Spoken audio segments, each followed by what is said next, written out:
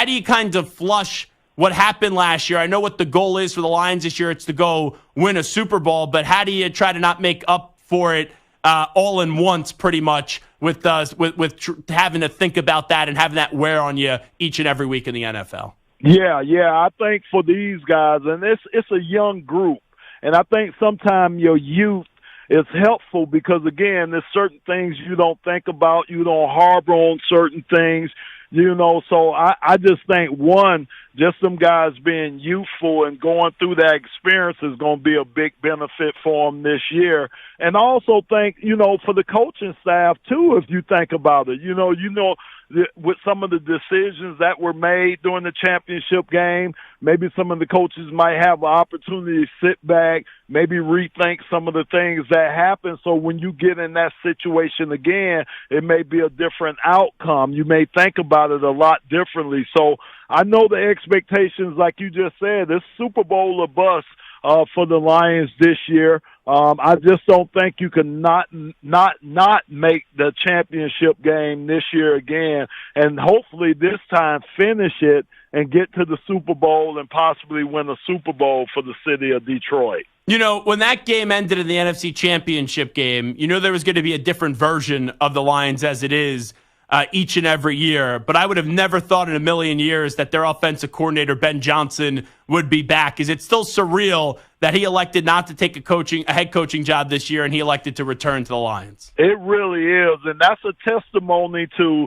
the organization, how this organization has just turned around, B, the culture that they have over there, man, where you got coaches that want to stay here, and being given head coaching opportunities, like you're saying, Ben Johnson was given, and for him to turn that down and to say that he wanted to stay here because he believes and he knows this is a team that's close, and I don't blame him. I mean, he's the mastermind behind this offense that's been so proficient and been so good over the last couple of years. And I think he can kind of see the prize at the end of the tunnel with the Lions getting to a Super Bowl. And then another thing is, I don't think that Washington job was right for him. And if you're a young guy, if you're going into a situation like that, you want to make sure you get the best opportunity, especially if it's your first coaching opportunity. And I think that Ben Johnson looked at that and all the other factors that went into it, and I think he made the right decision staying with the Lions and trying to help them get to the Super Bowl. Lomas Brown here with us. When the Lions traded for Jared Goff, I know that they said he was their quarterback, but I didn't think he would be their franchise quarterback. What has Jared Goff showed you? Clearly they paid him this offseason, but what he's been able to do in Detroit is really impressive, Lomas. Yeah, yes, it has been. And I can tell you this, I think the team follows Jared, meaning his demeanor. I'm telling you, if you look at Jared Goff during the game, you wouldn't know whether the Lions are up, down. You just wouldn't know where they are because he keeps his calm demeanor about himself.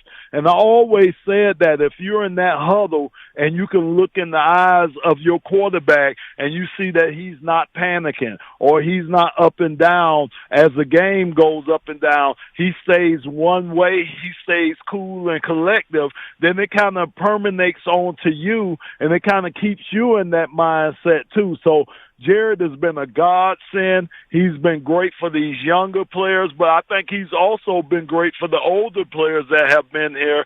He's our unquestioned leader. We have accepted him. We have wrapped our arms around him here in Detroit, and he's ours, and we're going to protect Jared as much as we can, and the fans showed that last year, and I expect them to come out and show that again this year.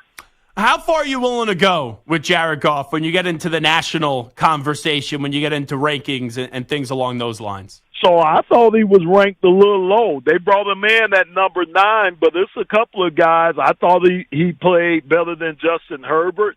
I would have put him ahead of him, and there's one other person I just can't think of off the top of my head that I would have probably Aaron Rodgers. I would have put him over him too.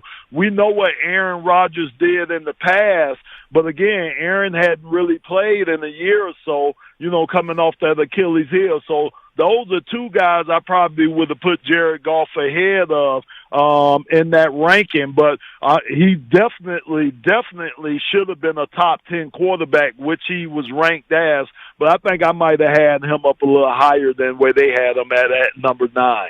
Wrapping up with Lomas Brown, let's get to the other side of the ball, defense.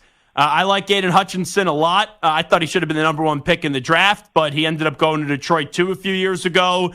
You look at this defense, what do you need to see out of them this year for them to be able to get to the top of that mountain and finally deliver Detroit a Super Bowl?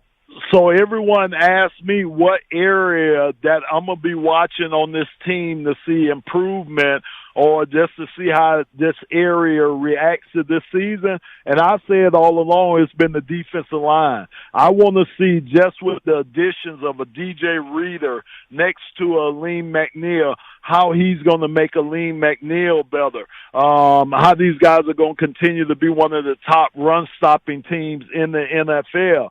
You know, from a pass rush situation, you know, of course, Aiden Hutchinson has been awesome been awesome since he's gotten here. I think the one thing for him is just finishing, just being able to get the sacks on guys.